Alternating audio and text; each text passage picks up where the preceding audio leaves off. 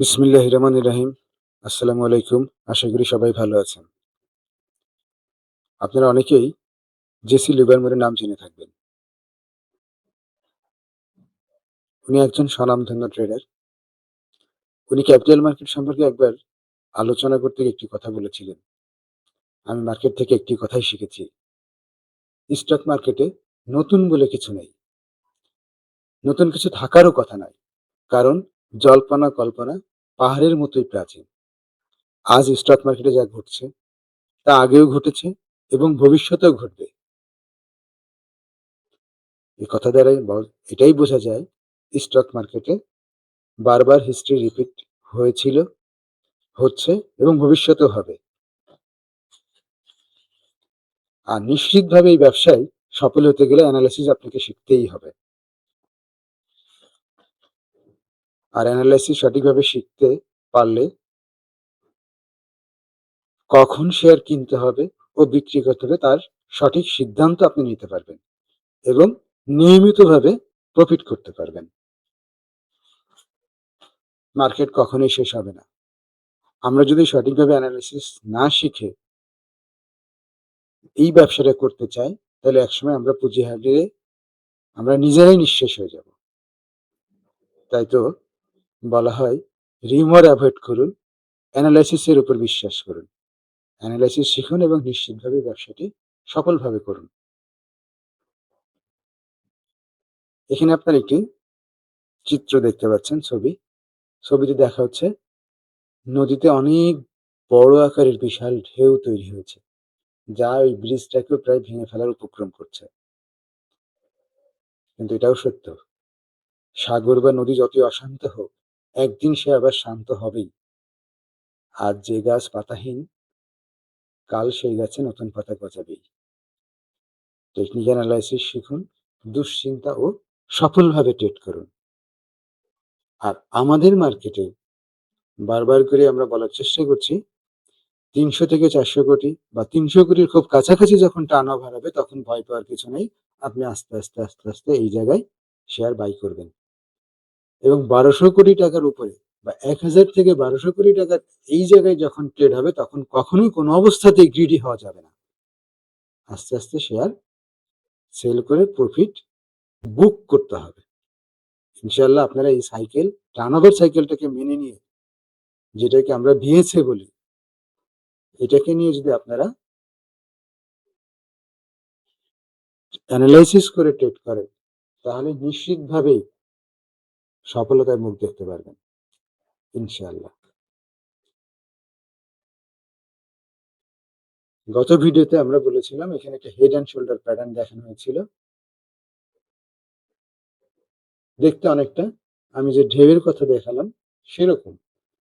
এবারের মার্কেটেও আমাদের ঠিক এই পজিশন থেকে আপনারা দেখছেন একটা বড় ঢেউ হয়েছিল এবং যেটা ঠিক ওই নিচের জায়গায় এসে ঠান্ডা হয়ে আবার আস্তে আস্তে উপরে উঠছে। এটাই সাইকেল। এই সাইকেলটাকে মেনেই চলতে হবে আমাদেরকে, নতুবা আমরাই একসময় এই মার্কেটে থাকতে পারবো না। আজকে 14ই ডিসেম্বর, রবিবার। সারাদিন মার্কেট আপনারা অবশ্যই দেখেছেন, যারা এই মার্কেটের সাথে ওতপ্রোতভাবে সম্পৃক্ত। আজকের দিনটাকে আমাদের মার্কেটে বলা হয় ব্ল্যাক সানডে। কারণ প্রত্যেক সপ্তাহের রবিবার, প্রত্যেক বলাটা ঠিক হবে না, ম্যাক্সিমাম সপ্তাহে রবিবারের দিনটা আমাদের মার্কেট নেগেটিভ থাকে। এটা আস্তে আস্তে একটা নিয়ম হয়ে যাচ্ছে। আজকেও তার ব্যতিক্রম হয় নাই। তারপরেও আমরা আশা করি আগামী দিনগুলাই বা এই সপ্তাহের বাকি দিনগুলাই, যদিও একদিন 16 ডিসেম্বর ছুটি আছে, বাকি দিনগুলোর মধ্যে সপ্তাহের শেষ দিকে এসে আমরা মার্কেটের পজিটিভনেসটাই ফিরে পাবো। আজকে নেগেটিভ ইন্ডেক্স হয়েছে মাত্র ৩১, টার্ন ওভার ৪৫৭ কোটি। আপনারা দেখেছেন গত দিনের থেকে টার্ন ওভার ৭ কোটি কম হয়েছে। টার্ন ওভার যত না কমছে, তার থেকে বেশি ইন্ডেক্স কমছে। আশা করা যায় আগামী দিন মার্কেট পজিটিভ মোমেন্টামেই থাকবে।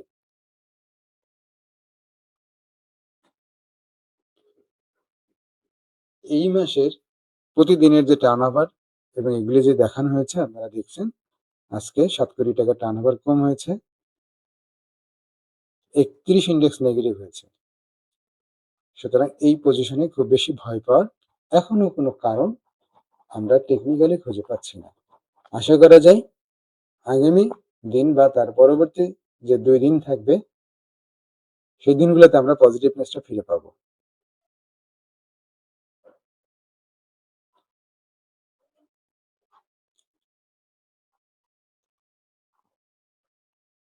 আপনারা এখানে দেখতে পাচ্ছেন আপ ডাউন যে মিটারটা, আমরা যেটা এর আগে বলেছিলাম রোলার কোস্টার, আজকে ঠিক সেই বিহেভটাই করেছে। লাস্ট ওয়ার্কিং ডেতে ছিল 262টা গেইন আর 64টা ডাউন, আজকে সে ঠিক তার উল্টা। আমাদের মার্কেটের এই অশান্ত অবস্থা আশা করা যায় খুব বেশি দিন থাকবে না। আগামী সামনের দিনগুলোতে স্থিতিশীল একটা মার্কেট আমরা পাবো ইনশাল্লাহ। এর আগে আমরা বলেছিলাম অলিভার কেলের কথা, আপনারা গুগল করে ওনার সম্পর্কে বা ওনার স্ট্র্যাটেজি সম্পর্কে জেনে নেবেন। এই মার্কেটে প্রফিটে সফলভাবে যদি প্রফিটের মুখ দেখতে হয় তাহলে অবশ্যই আপনাকে কোনো না কোনো স্ট্র্যাটেজি ফলো করতেই হবে। যেমন আমি ভিএস এর কথা বলি, প্রাইস অ্যাকশনের কথা বলি। অলিভার কেলের নিজস্ব একটি সাইকেল অফ প্রাইস অ্যাকশন আছে, যেটা আমি আপনাদেরকে গতদিন দেখেছিলাম। আপনারা ইউটিউবে যে cycle of price action by Oliver Kell দিলেই ওনার রিলেটেড ভিডিওগুলো পাবেন, আপনারা দেখে নেবেন। এই বিজনেস এমন একটি বিজনেস যেখানে আপনাকে কোনো এমপ্লয়মেন্ট কস্ট নাই, কোনো রেন্ট নাই, কোনো জায়গা নিতে হয় না, ইউটিলিটি বিল দিতে হয় না, তারপরেও আমরা লস করি। কেন লস করি? কারণ আমাদের কোনো স্ট্র্যাটেজি নাই, আমরা কোনো কিছু শিখতে চাই না, এই ব্যবসাটা কিভাবে করতে হয় সেটা জানার চেষ্টাও করি না, শুধুমাত্র তথাকথিত মামাদের কাছ থেকে শুনেই আমরা এই ব্যবসাটি করতে চাই। সুতরাং এই মার্কেটের সাথে সাথে একটি কথা খুবই প্রচলিত, ছেলেও কিন্তু বাবাকে শেয়ার খাওয়াইয়া দেয়। সুতরাং মামুরা যে সারাক্ষণ আপনাকে প্রফিটের মুখ দেখাবে এটা যেমন সত্য না, সুতরাং একইভাবে টেকনিক্যাল অ্যানালাইসিস মামুরা কি করে সেটা কিন্তু আপনি চার্টের মধ্যে খুব সহজেই বুঝতে পারবেন। আমাদের মার্কেটে টার্নওভার সাইকেলের কথা যেটা বলেছিলাম সেটা আবারও এখানে দেখানো আছে, 350 থেকে 450, এরপরে 650 থেকে 400 কাছাকাছি, এবং এই সাইকেল ধরে ভাইস ভার্সা করে চলতে থাকে। আমরা এখন লাইভ চ্যাট দেখি, যে স্টকগুলি বা শেয়ারগুলি নিয়ে আমরা আলাপ করেছিলাম সেগুলো নিয়ে ডিটেলস আলাপ করি, কি অবস্থায় আছে বা কি হতে যাচ্ছে আগামী দিনগুলোতে।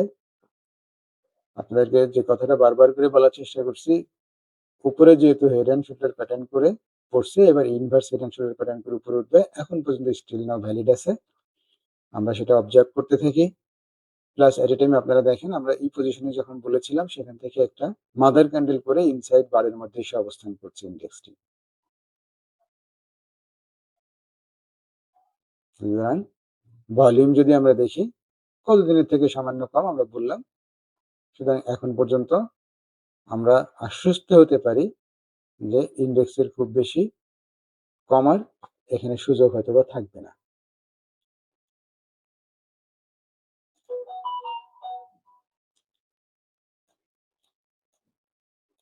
একটি কথা আমরা এর আগেও বলেছিলাম, supply creates it's on demand.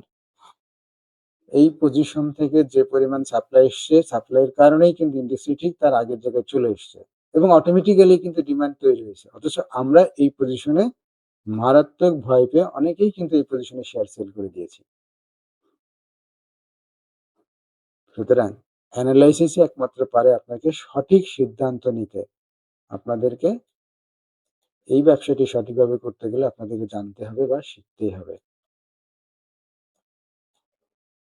এখন পর্যন্ত 2 নম্বর যে চার্ট প্যাটার্নটি আমরা বলেছিলাম এটা হয়ে উপরে উঠবে সেটা ভ্যালিড আছে। সামনের দিনগুলোতে আমরা দেখতে থাকি কি অবস্থা হয়। এরপরে আমরা কিছু স্টকের কথা বলেছিলাম। স্যালভো যখন এই পজিশনে আসছে তখন আমরা বলেছিলাম যে স্যালভো বাই করা যেতে পারে, এবং আপনারা দেখেন যে তার বারবার করেই বলার চেষ্টা করছি যে নিকটতম যে রেজিস্ট্যান্সটা থাকবে সেই রেজিস্ট্যান্স হিসেবে আপনাকে অবশ্যই কিছু না কিছু শেয়ার সেল করতে হবে। আপনারা দেখছেন যে এর যে নিকটতম যে রেজিস্ট্যান্স ছিল সেই রেজিস্ট্যান্সটা হচ্ছে আমাদের 32 টাকার কাছাকাছি, 31 থেকে 32। আজকে ঠিকই সে 31 টাকা ক্রস করে 32 এর উপরের যে রেজিস্ট্যান্স সেটাতে কাছাকাছি এসে ফেরত এসছে, এবং ভলিউমটা আপনারা দেখছেন যে গত দিনের থেকে বেশি। যদিও এটাকে অ্যাবনর্মাল ভলিউম বলা যায় না, কিন্তু রেজিস্ট্যান্স লেভেলের কারণে সে শেয়ারটি কিন্তু অনার করে নিচে আসছে। ম্যাকডি ভালো অবস্থায় আছে, সুতরাং আগামী দিন একটু কমলেও ও আস্তে আস্তে আবার ঊর্ধ্বমুখী অবস্থাতেই যাবে বলে অ্যানালাইসিসে এটাই প্রুভ হয়। বাকিটা আমরা সামনের দিন দেখে নিই। এরপরে বঙ্গজের কথা আমরা বলেছিলাম যে ইনবক্সটা যদি ক্রস করে যায়, যে ইনসাইড বারের যে বক্সটা আমরা ড্র করে রেখেছিলাম সেটাকে সে ক্রস করছে, এবং উপরের দিকে যে রেজিস্ট্যান্স সেটাকে সে ক্রস করে উপরে গিয়েছে। ভলিউম বলা যেতে পারে অ্যাবনর্মাল ভলিউম। সুতরাং আগামী দিন ভালো থাকলে শেয়ারটিতে ডাউন উপরে উঠেও পড়ে যাওয়ার একটা সম্ভাবনা থাকতে পারে, বা এই পয়েন্টে সে রিট্রেস করতে আসতে পারে। যেহেতু 10% আজকে দিয়ে হল্ট হয়েছে, প্রফিট থাকলে প্রত্যেকবারই বলা হয়েছে যে রেজিস্ট্যান্স লেভেলগুলোতে আপনারা সাবধান থাকবেন। কিছু না হলেও কিছু শেয়ার আপনাকে অবশ্যই ওই পজিশনগুলোকে সেল করতে হবে, বাকি সিদ্ধান্ত আপনার। Fuwang ceramic, Fuwang ceramic steel নসে ইনসাইড যে বার করেছিল এটা ইনসাইড বারের ভিতরে অবস্থান করছে, এবং সে 12 টাকা 40 যে তার নিকটতম রেজিস্ট্যান্স সেখানে এখন সে পৌঁছাতে পারে নাই। ভলিউম গত দিনের সমান আছে। ম্যাকডি যদিও শ্যাডো পড়ছে, কিন্তু প্রাইস খুব বেশি পড়ছে না, সুতরাং সেই ক্ষেত্রে আশা করা যায় এখনো বা আগামী দিনগুলোতে স্টকটি 12 টাকা 40 কাছাকাছি যাওয়ার সুযোগ থাকবে না, ওটা ক্রস করে উপরে যাওয়ার সম্ভাবনাই বেশি থাকবে। কারণ আপনারা দেখছেন শেয়ারটি অনেক উপরে থেকে পড়েছে, যেটা 15 টাকার কাছাকাছি। সুতরাং আমরা 13 টাকা 40 এই পজিশনটাতে এক্সপেকটেশন থাকতে পারে, বাট বাকি দিনগুলোতে আমাদের ভলিউমের অ্যানালাইসিসটা করে এবং প্রাইসের ক্যান্ডেলস্টিক প্যাটার্ন দেখে সিদ্ধান্ত নিতে হবে। অলওয়েজ রিমেম্বার, আমাদের মার্কেটের সাথে আমাদের বিহেভিয়ার প্যাটার্ন চেঞ্জ করতে হবে। যারা আপনারা লং টার্ম করেন তাদের বিষয় সবসময় আলাদা, যারা ট্রেড করেন তাদের জন্য এই বিষয়গুলি অতীব জরুরি। এরপরে ইএসির এর কথা আমরা বলছিলাম যে 73 টাকার কাছাকাছি স্টকটি পারচেস করা যেতে পারে, কারণ তার 9M এর উপরে এখনো স্টিল অবস্থান করছে, এবং তার নিকটতম যে রেজিস্ট্যান্স আপনারা দেখতে পাচ্ছেন 76 টাকা থেকে 78 টাকা। ভলিউম দীর্ঘদিন ধরে একটা লো ভলিউমে ট্রেড হচ্ছে, এবং ক্যান্ডেলগুলি যদি আপনারা খেয়াল করে দেখেন ন্যারো স্প্রেড ক্যান্ডেল, সুতরাং সামনের দিকে এটার পজিটিভ মুভমেন্ট থাকবে। শুধু ভলিউম বাড়ার সাথে সাথে এটার স্টকটা সামনের দিকে মুভ করবে বলে আশা করা যায়। আমরা ভলিউমের প্রতীক্ষায় থাকি, আশা করা যায় আগামী দিনগুলোয় যে কোনো সময় এই স্টকটিতে একটা ভলিউমের মুভমেন্ট আসবে। ম্যাকডি ক্রস করে এখন পর্যন্ত স্টিল নাও ভালো অবস্থায় আছে। মীর আক্তারের কথা বলেছিলাম। মীর আক্তার তার যে রেজিস্ট্যান্স 29 টাকা 40, এখানে যেতে পারছে না। আজকের দিনে ভলিউমটাকে দেখে বোঝা যাচ্ছে, যদি আপনারা খেয়াল করেন ভলিউম গত দিনের থেকে অনেক বেশি, কিন্তু দিন শেষে স্টকটার প্রাইস টিকতে পারে নাই, আপার উইক সেল প্রেশার বেশি। সুতরাং আগামী দিনে কি হতে পারে, আগামী দিনে স্টকটা আপনারা খেয়াল করছেন খুব আস্তে আস্তে ধীরে ধীরে 9M এ 20M এর উপরের দিকে যাওয়ার চেষ্টা করছে। সুতরাং বলা যেতে পারে যে আজকের দিনে যে ভলিউমটা হয়েছে প্রাইস যেহেতু বাড়ে নাই, সুতরাং স্টকটা যেটাকে আমরা বলি কোড টু কোড ট্রান্সফার, এই ধরনের একটা সম্ভাবনাই হয়তো বেশি। ইনভলভমেন্ট বাড়ছে, যেহেতু ভলিউম বাড়ছে, সুতরাং আশা করা যায় স্টকটি আমরা 29.40 টাকা ক্রস করে তার যে রেজিস্ট্যান্স লেভেলটা আছে 32 টাকা, এই 30 টাকা থেকে 32 টাকা এরকম একটা পজিশনে যাওয়ার সম্ভাবনা থাকবে। 31 টাকা বা 30 টাকা এখানে যে রেজিস্ট্যান্স লেভেলগুলোকে আমরা যেটাই ধরি না কেন কাছাকাছি এই পজিশনে যাওয়ার সম্ভাবনা থাকবে। আমরা তার চার্টগুলি ফলো করতে থাকি। ম্যাকডি এখনো ভালো অবস্থায় আছে। এরপরে রহিম টেস্টের কথা আমরা বলেছিলাম যে তার ইনক্লাইন যে রেজিস্ট্যান্স আছে সেটাকে সে ক্রস করে উপরে গেছে এবং একটা বক্সের মধ্যে সে অবস্থান করছে। আজকে সে বক্স ক্রস করে গেলে সে কিন্তু আবার ভিতরের দিকে চলে এসছে। আশা করা যায় যেহেতু ভলিউম গ্রাজুয়ালি বাড়ছে, তার ম্যাকডির পজিশন ভালো, সুতরাং স্টকটি আগের যে রেজিস্ট্যান্স লেভেলটা আছে বা 50 উইকে যে হাই আছে আপনারা দেখতে পাচ্ছেন 208 টাকা, ওই দিকে যাওয়ার সম্ভাবনাই বেশি থাকবে। ভলিউম এটাই ইন্ডিকেট করছে।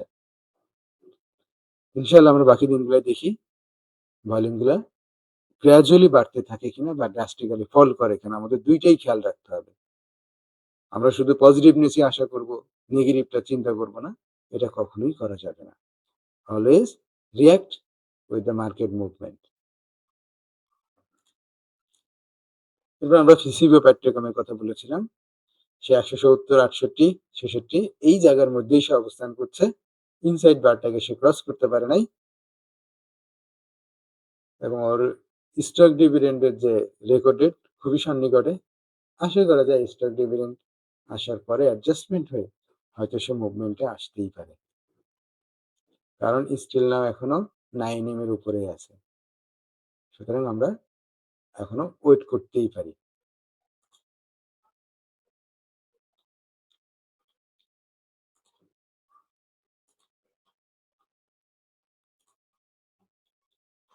জিপিএইচ ইস্পাত নতুন করে পোর্টফোলিওতে এই স্টকটি সংযোজন করা যেতে পারে বলে আমার অ্যানালাইসিসে বলছে। আপনারা আপনাদের মতো অ্যানালাইসিস করবেন।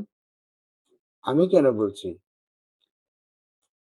আমার অ্যানালাইসিসের মতে আজকে যে ক্যান্ডেলটি করেছে আপনারা দেখতে পাচ্ছেন বিগত 2 দিনের যে ক্যান্ডেলগুলি ছিল সেটাকে সে যদিও গত দিনের আগের দিনের ক্যান্ডেলটাকে সে বুলিশ এনগালফিং করতে পারে নাই, কিন্তু লাস্ট ক্যান্ডেলটাকে কিন্তু সে বুলিশ এনগালফিং করেছে। এবং ভলিউমে দেখলে আপনি দেখতে পাচ্ছেন ভলিউম অলরেডি 20 দিনের মুভিং এভারেজের উপরে চলে আসছে। ম্যাকডি সবে মাত্র ক্রস করে উপরে উঠছে। স্টিল নাও যদি আপনি আরএসআই দেখেন, আরএসআই 50 1.68, দ্যাট মিনস 50 আরএসআই উপরে উঠে আসছে। ভলিউম ভালো। আগামী দিন যদি ভলিউমটা কন্টিনিউ করে এবং আজকের দিনের ভলিউমে বলে দিচ্ছে আগামী দিনগুলোতে সে কন্টিনিউ করবে এবং এখন আছে 17.30 টাকা। যদি 17 টাকার কাছাকাছি স্টকটি পাওয়া যায় তবে শেয়ারটি বাই করা যায় এবং তার নেক্সট রেজিস্ট্যান্স 1840। আমাদের সমস্যা একটাই, আমরা একটা শেয়ার থেকে ডাবল মানি ট্রিপল মানি ব্যবসা করতে চাই, অথচ ব্যাংকে রাখলে আমরা 10% বা খুব তার কাছাকাছি, এর বেশি খুব পাই না।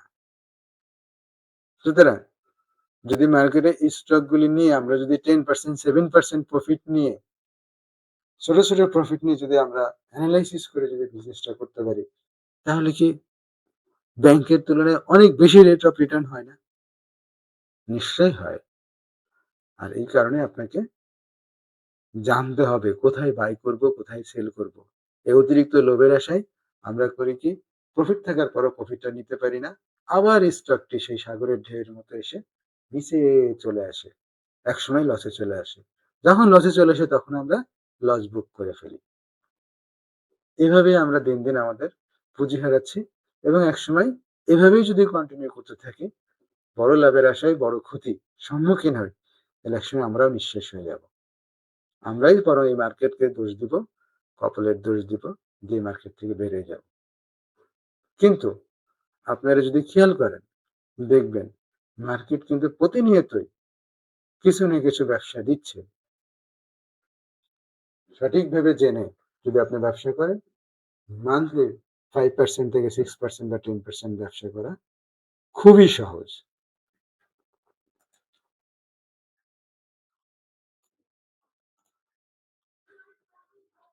সর্বশেষ স্টক অ্যাপেক্স স্পিনিং, যেটার কথা এর আগে আমরা বলেছিলাম। চার্টে সে কাপ অ্যান্ড হ্যান্ডেল তৈরি করার অবস্থায় আছে এবং সে আজকে অলরেডি কমপ্লিশনের পথে। সুতরাং স্টকটি 204 টাকা যদি কাপ অ্যান্ড হ্যান্ডেল করে কমপ্লিশন করে উপরের দিকে ভলিউম, যদিও গত 2 দিন ভলিউম কম ছিল, আজকের দিন ভলিউম বলছে এখানে মানুষের ইনভলভমেন্ট বা ইনভেস্টরের ইনভলভমেন্ট বাড়ছে। সুতরাং আশা করা যায় স্টকটি তার গন্তব্যস্থলে যাবে। আপনারা ভলিউমটাকে প্রাধান্য দিয়ে সবসময় ট্রেড এক্সিকিউশন করবেন। আশা করা যায় সামনের দিনগুলোতে মার্কেট ভালো অবস্থায় আমরা দেখতে পাবো। ইনশাআল্লাহ আমরা সবাই আমাদের লস রিকভারি করে প্রফিটের দিকে যেতে পারবো। সবাই ভালো থাকবেন। আসসালামু আলাইকুম।